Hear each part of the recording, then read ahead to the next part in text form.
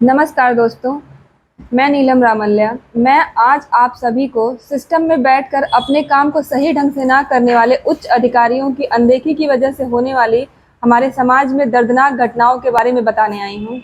अवैध खनन से होने वाली यह पहली या दूसरी घटना नहीं है। रुदौली गांव में अवैध खनन में लगे ट्रैक्टर टाली चालक जब अश्लील गाने बजा रहे थे तो वहां की महिलाओं ने इसका विरोध किया। महिलाओं की अश्लील गाने को लेकर आपत्ति खनन माफियाओं को बहुत बुरी लग गई और इस बात पर वहां पर लड़ाई झगड़ा शुरू हो गया। लेकिन कुछ समझदार लोग भी वहां थे, उन लोगों ने इस मामले को समझा बुझाकर शांत किया।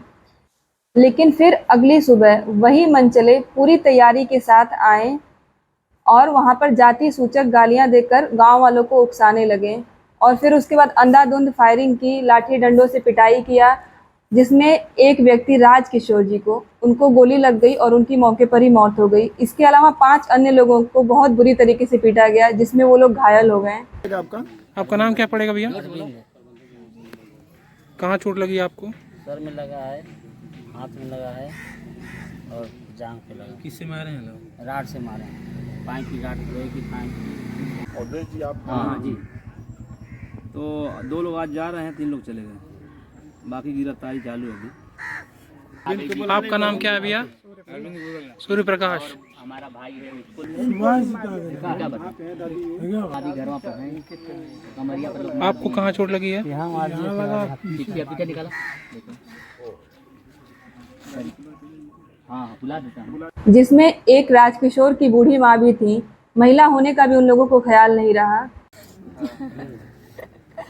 इनको भी लोग मारे हैं पीठ पर, कमर में दर्द। ये ना लगा गए थे बीच में ना, तो उनको भी मार दिया। राजकिशोर की 3 बेटियां और 1 बेटा है। वह सभी अभी अविवाहित हैं और सभी पढ़ाई कर रहे हैं। तो आप देख सकते हैं किस तरह से पीड़ित गोली मार दिए ना एजा। के मारा लगू।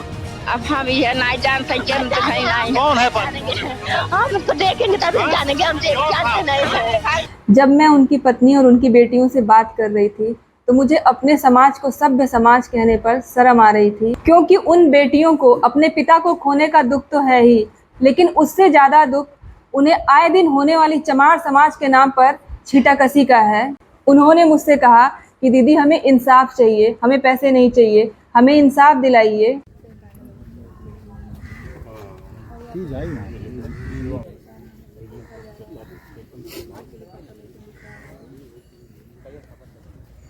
अगर यह खनन वहां पर सही तरीके से चल रहा था तो वहां गांव में, रुदौली गांव में कोई भी सुरक्षा के इंतजाम क्यों नहीं किए गए थे? अधिकारी कभी आपको इस बात का जवाब नहीं दे पाएंगे। चलिए मैं ही आपको बता देती हूँ कि वहां पर सुरक्षा के कोई भी इंतजाम क्यों नहीं थे। क्योंकि यह जो खनन चल रहा था इसका परमिट नहीं लिया गया था। यह पूरी तरीके से अवैध है, लेकिन इसका मतलब यह बिल्कुल भी नहीं है कि यह जिम्मेदार लोगों की जानकारी में नहीं था। यह बिल्कुल ही उनकी जानकारी में था, लेकिन इसकी कई महीनों से अनदेखी की जा रही थी और उसी अनदेखी का एक भरे पूरे दलित परिवार को इतनी बड़ी सजा मिली कि उनका आधार ही उनसे छीन लिया गया। राजकिशोर ही पूरे परिवार में एकमात्र कमाऊ सदस्य थे। रुदौली गांव के ग्राम प्रधान अवधेश जी ने बताया कि यहाँ पर कई बार ट्रैक्टर चालक बहुत स्पीड से गाड़ी ले जाते हैं। उसके लिए कई बार वो लोगों ने मना भी किया है कि इतनी स्पीड से, क्योंकि ये रास्ता है, ये गांव के बीच से होकर के गुजर रहा है, तो इतनी स्पीड में गाड़ियां चलाने पर एक्सीडेंट होने की संभावना भी बढ़ जाती है। लेकिन इस पर कोई भी कार्रवाई नहीं हुई अभी तक।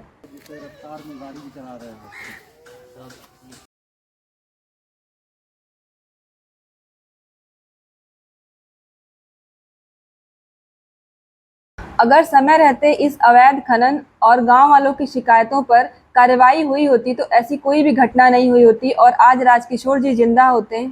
और अंत में मैं आप सब लोगों से इतना ही कहना चाहूंगी कि जब तक उच्च पदों पर बैठे अधिकारी अपने काम को जिम्मेदारी से नहीं करेंगे, तब तक रोज ऐसी घटनाएं होती रहेंगी और परिवार इसी तरीके से बर्बाद होते रहेंगे।